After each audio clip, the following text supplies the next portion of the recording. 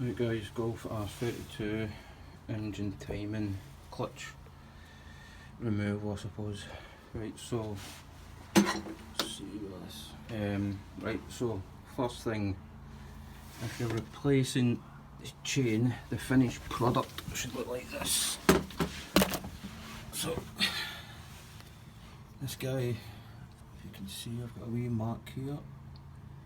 So this guy has got a ground tooth and it sits right against this line. That's where it wants to be. Put this chain on, then put the chain tensioner on. After that, the best thing to do is the two top ones. I'll show you that in a second. But this is 3 painted links and the middle one goes on to the one with the arrow. Now this wheel can only go in one way and it must be facing this way. So if that is at TDC and this wheel happens to be somewhere else, another revolution of the crank pulley, and that will get this to this position, which is sort of 7 o'clock each position. So that a second, but best thing to do is up here.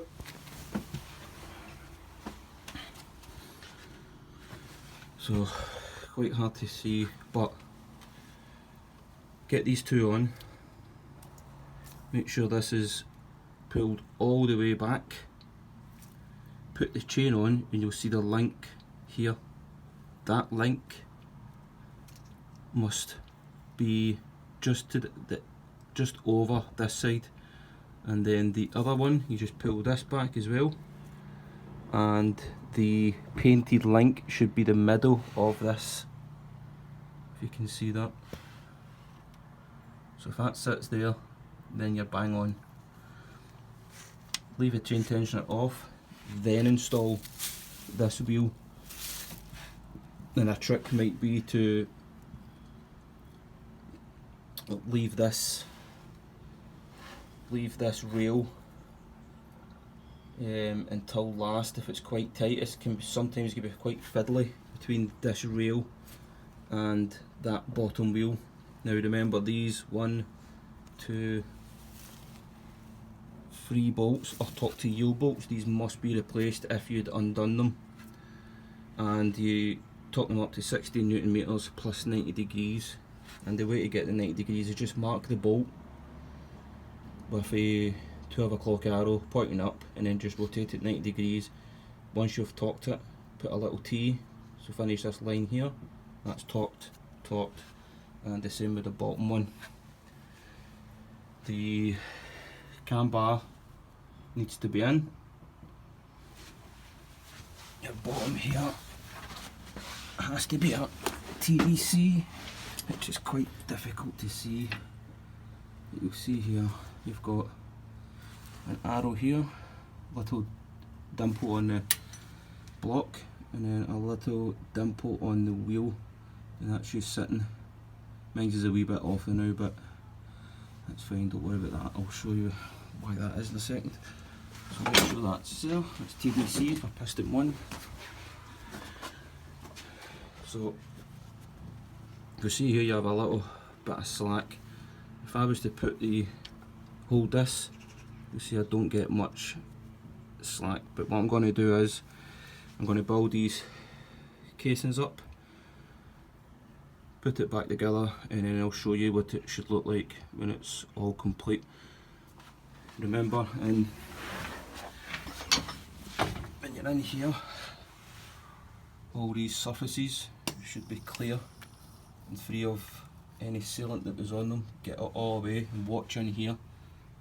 You don't want any falling into this, as it'll block up an oil passage, so make sure it's all clear. But just put something in there to stuff it up, and that's you. Once it's nice and clear, your bottom casing back on, top casing, and then the chain tensioner. Do not rotate the engine without this being tensioned. I will skip a tooth and then you'll need to start the whole mess again from the top. So once you've got all this on, all this is torqued up. These are usually about 10 Newton meters. Some of these guys, I only put them at about 15 Newton meters, was fine for them. And I've got the next white element in here actually. You see the subframe is all intact, it's not been touched at all. The transfer box is still in the car.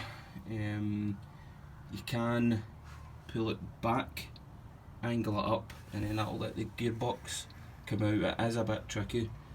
Probably ideally you should just let go of the prop shaft and just pull this transfer box further back towards the right hand side of the car. That would clear it, and this shaft is quite long. And once the gearbox comes out, I basically twisted the gearbox so it came up and cleared this, and then it came out this side and then just basically dropped down. The easiest way to do that is this wee rig I've made. You see here I've got some hoists for my engines, and I can let these go manually, and when I was letting the gearbox down I had one up here that was basically holding the gearbox, and when I let it go it was sitting there, and all I had to do was try and take it out the way. If you use a jack or whatever, you just need to watch it doesn't roll, so this could actually be easier, just strapping the gearbox to this or an engine brace and then just lowering it down as you go, just take your time.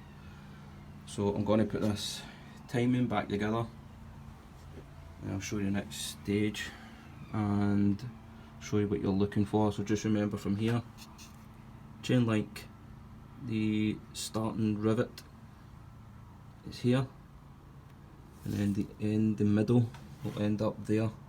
And another key point when you're turning the engine, again, don't turn the engine without chain tension on the tensioner. Sometimes it's easier to mark it with a pen. You see here I've used a Sharpie pen, so every time I turn the engine 2 revolutions, these should match up perfectly. And you'll see here as well, it's a bit more difficult to see this one. I've basically made a black mark there and a black mark there. And make sure you're looking at them directly down. Don't be looking at them from obscure angles. So let me get this to the next stage and then we'll do another video.